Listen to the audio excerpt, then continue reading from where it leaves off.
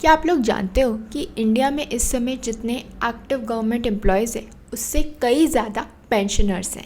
जी हाँ, इंडिया में 77 लाख से भी ज़्यादा पेंशनर्स हैं और जो एक्टिव एम्प्लॉयज़ हैं वो हैं अराउंड 50 to 60 लाख।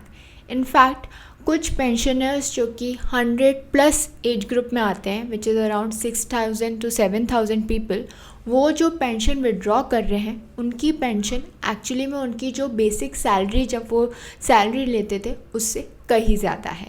और जब इतना अमाउंट स्पेंड होते हुए देखा गया पेंशन पर, तो जो गवर्नमेंट है वो 2004 के अंदर लेकर I the new pension scheme. अब ये जो न्यू पेंशन स्कीम जब आई तो इससे लोग खुश नहीं थे, इससे वो बहुत नाराज़ थे, उसमें कुछ प्रॉब्लम्स थी। और इन्हीं प्रॉब्लम्स को दूर करने के लिए रिसेंटली गवर्नमेंट क्या लेकर आई है, एक यूनिफाइड पेंशन स्कीम जो कि 1 अप्रैल 2025 से इम्प्लीमेंट होगी after getting the approval from the union cabinet. So ये जो यूनिफाइड पेंशन स्कीम है, इसका मेन एम यही था कि जो न्यू पेंशन स्कीम जो एनपीएस है उसके जो भी प्रॉब्लम्स थे, जो भी ड्रॉबैक्स थे, उन्हें दूर किया जा सके। बट ये जो एनपीएस है इसमें आखिर ऐसी क्या प्रॉब्लम था, ऐसा क्या इशू था जिससे लोग इतना नाराज़ थे। तो बेसिकली ये जो एनपीएस है ये 2004 में स्टार्ट हुई, जिसमें उसने किसको रिप्लेस किया, जो ओल्ड पेंशन स्कीम है उसको। तो इसे ऐसे डिज़ाइन किया गया था कि ये ज़्यादा सस्टेनेबल पेंशन सिस्टम हो। बट एनपीएस का क्या प्रॉब्लम था, सबसे बड़ा इशू ये था कि इसमें जो पेंशन है वो गारंटीड नहीं थी। वो किस पे डिपेंड करती थी कि जो मार्केट है वो कितना अच्छा परफॉर्म कर रहे हैं। तो मार्केट में जो इन्वेस्टमेंट्स हैं उनके परफॉर्मेंस पे डिपेंड होता था कि आपकी पेंशन कितनी होगी। इसके अलावा जो और एक इशू था वो ये था कि इस स्कीम के अंदर पूरी पेंशन गवर्नमेंट की तरफ से नहीं आ रही थी, एम्प्लॉयज़ को भी कंट्रीब्यूट करना पड़ता था। तो एम्प्लॉयज़ कंट्रीब्यूट करता था, गवर्नमेंट कंट्रीब्यूट करती थी, और उसके बाद भी कितना अमाउंट मिलेगा वो अनप्रिडिक्टेबल था, क्योंकि वो डिपेंड करता था कि जो इन्वेस्टमेंट्स हैं, जो मार्केट है, वो कितना अच्छा कर रहे हैं। तो इसी वजह से एनपीएस से जो एम्प्लॉयज़ थे वो बिल्कुल भी खुश नहीं थे, उन्हें अच्छा नहीं लग रहा था।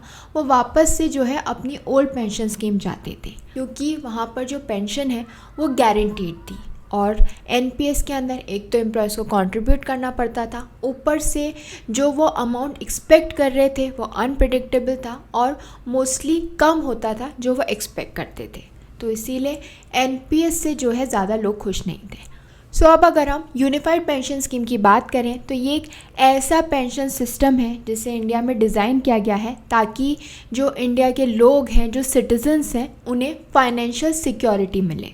तो इसमें क्या होगा, बहुत सारी जो एग्जिस्टिंग पेंशन स्कीम है उन्हें कंबाइन किया जाएगा इनटू वन यूनिफाइड फ्रेमवर्क, ताकि जो ये पूरा प्रोसेस है उसे सिंप्लीफाई किया जा सके और ये ज़्यादा लोगों को कवर करे, ज़्यादा से ज़्यादा चीज़ें कवर हों। तो बेसिकली ये जो यूपीएस है ये किससे लिंक किया जाएगा, उस पर्सन के, एक इंडिविजुअल के आधार नंबर से लिंक किया जाएगा, ताकि जो आइडेंटिटी वेरिफिकेशन और एनरोलमेंट है वो इजीली हो पाए।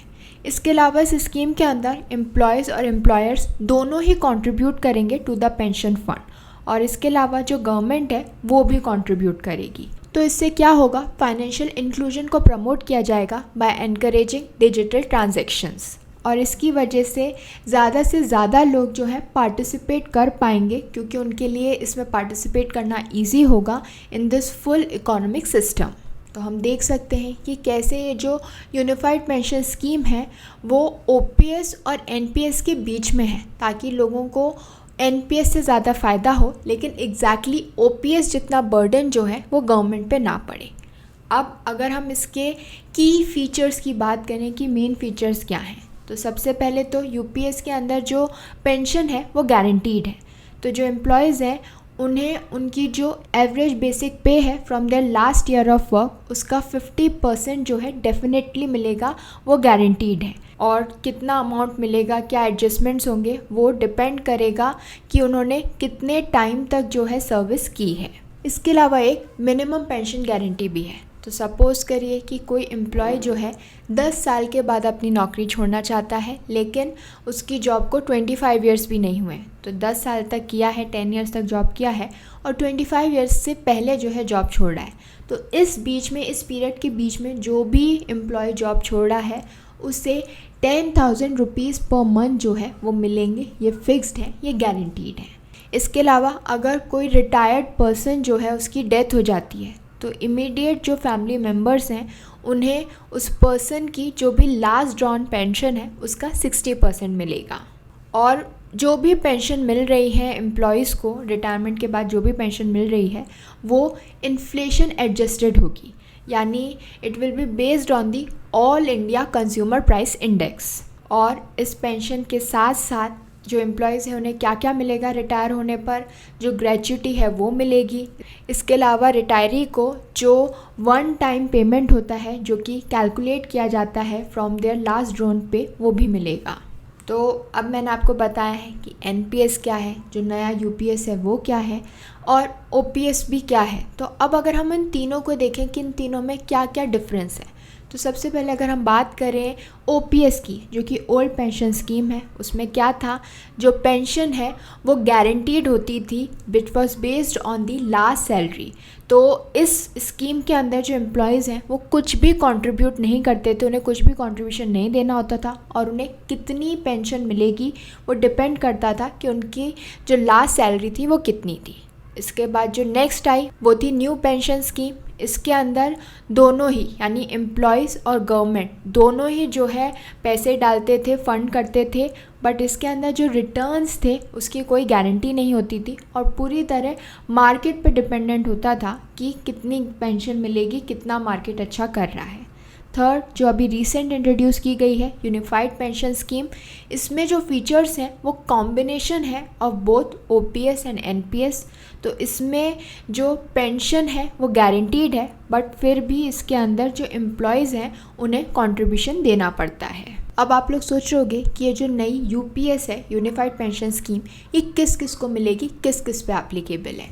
तो हर वो पर्सन, हर वो रिटायरी जो कि 2004 से रिटायर हुआ है उसके ऊपर ही एप्लीकेबल होगी। मतलब ऐसा ज़रूरी नहीं है कि वो यूपीएस को ऑप्ट करें, उनके पास ऑप्शन है, वो चाहें तो एनपीएस में भी रह सकते हैं और चाहें तो यूपीएस भी ऑप्ट कर सकते हैं। लेकिन अगर एक बार उन्होंने यूपीएस ऑप्ट कर लिया तो उन्हें यूपीएस में ही रहना होगा। इसके अलावा ये जो स्कीम है वो स्टेट गवर्नमेंट पे भी जो है एप्लीकेबल हो सकती है, एक्सटेंड हो सकती है। तो ये तो बात हो गई यूपीएस की, एनपीएस की और ओपीएस की। बट ये जो यूपीएस की जिसकी हम बात कर रहे हैं, जिसके लिए समझा जा रहा है कि एनपीएस से तो मच बेटर है, लेकिन इससे गवर्नमेंट पे कितना प्रेशर पड़ेगा, क्योंकि उन्होंने एनपीएस इसलिए इंट्रोड्यूस की थी कि बहुत ज़्यादा अमाउंट जो है वो दिया जा रहा था, पेंशनर्स को दिया जा रहा था, गवर्नमेंट पे बर्डन पड़ रहा था। तो अब वापस से हम टूवर्ड्स ओपीएस पहुंच रहे हैं, तो इससे गवर्नमेंट पे कितना बर्डन पड़ेगा। तो यूपीएस इम्प्लीमेंट करने की जो कॉस्ट है for the government, it is around 6,250 crore. तो इनिशियली इतना अमाउंट जो है गवर्नमेंट पे लगेगा। इसके अलावा 800 करोड़ रुपीस जो हैं एरियर्स के माने जा रहे हैं, यानी क्योंकि वो रिटायरीज़ जो कि 2004 में रिटायर हो गए थे, तो वो अगर यूपीएस को चूज़ करेंगे तो उन्हें एरियर देना पड़ेगा। इतना बैकलॉग जो उनका अमाउंट इकट्ठा हो गया इतने सालों का, वो देना पड़ेगा।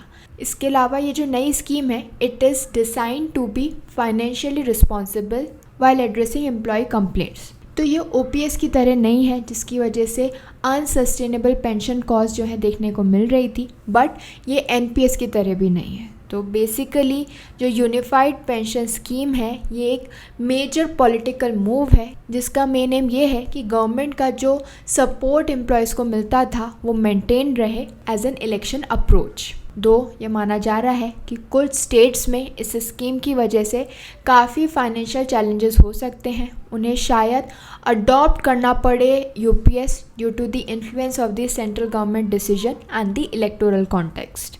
तो जो सेंट्रल गवर्नमेंट है उन्होंने तो यूपीएस ले आए हैं, लेकिन स्टेट गवर्नमेंट से इस पर काफ़ी फ़र्क पड़ने वाला है। ऑब्वियसली जो फाइनेंशियल बर्डन है गवर्नमेंट्स पे वो पड़ेगा, but they have to fight with this challenge, क्योंकि अगर ये उन्हें इलेक्शंस जीतना है, क्योंकि एक बहुत बड़ा पॉलिटिकल मोटिवेटेड मूव है जो उन्होंने लिया है, जिसकी वजह से आम जनता बहुत खुश है।